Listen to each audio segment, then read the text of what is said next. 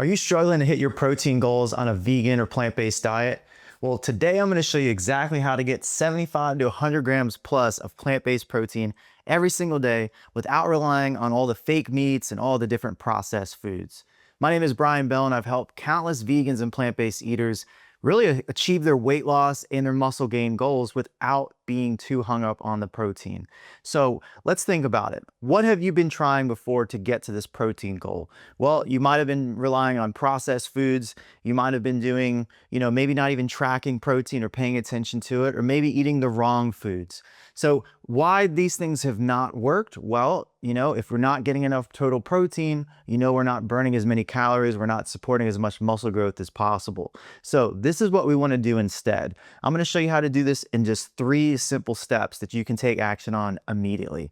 So step number 1, what we want to focus on, nice simple formula, is eating 2 to 3 meals of at least 25 grams of protein each, right? We could also substitute one of those meals for a protein shake or smoothie where we're getting at least 25 grams. So when you look at it like this, if we have 2 to 3 meals where we're getting 25 each plus, that immediately puts us at 75 grams a day. Now, if we bump this up to 30 grams per meal, and then we add some snacks that have some protein, you can see how we can get this protein number super easily.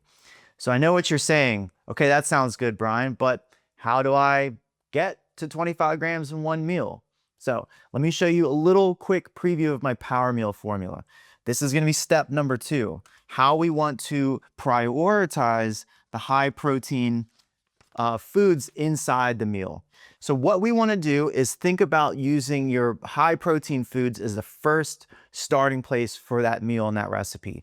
So the highest protein sources are going to be tofu, tempeh, edamame, lentils, textured vegetable or pea protein. You have like pea protein and soy-based versions, as well as even protein powder. Now you also are going to have like edamame-based pasta. So some of the bean-based pastas are going to be really, really high in protein. Edamame and the mung bean ones are the highest.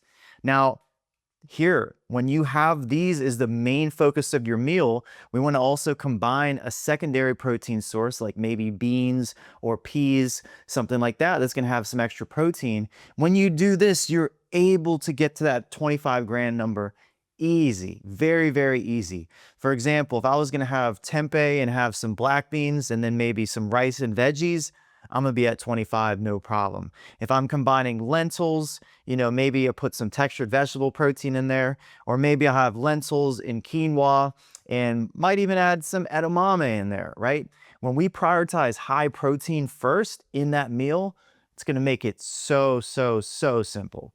Now, for step 3, what we wanna do here is we want to really solidify this and create recipes out of these meals.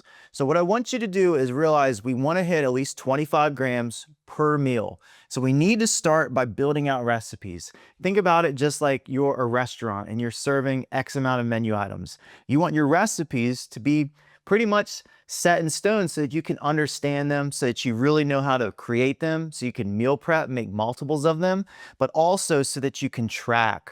Right? So if you're not tracking your food or logging into, some type of app or even just writing it down on paper, you're going to miss the boat and you're going to have the day go away from you and you're only hitting 30 grams, 40 grams of protein.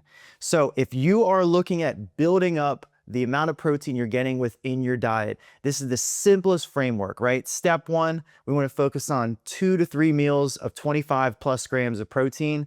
You're gonna then use step 2 to combine those high protein sources, because here's what's cool. When you focus on the protein as the highest priority, then you could add in other things that are gonna have protein as well, right?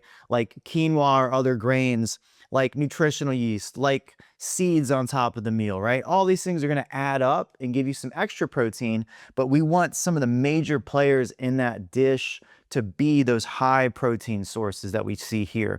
This way you don't have to go back to eating animal foods. You don't have to rely on like the super frozen processed vegan foods. You can focus on generally more of the whole foods, more single ingredient foods. And then finally, we're going to put this together in a recipe. So you're going to log it and track it. That also makes it really really, really easy to stay consistent. Because if I know my meal is, say, a quarter block of tofu, you know, 50 grams of edamame beans, and then say rice and veggies, I can make that and meal prep that multiple times per week. And it makes it really simple so that when I'm really hungry, I can just go in and grab my 25, 30 gram plus protein meal, 100% plant-based. It's already been prepped. And to log it into an app, it only takes me 2 seconds because it's saved.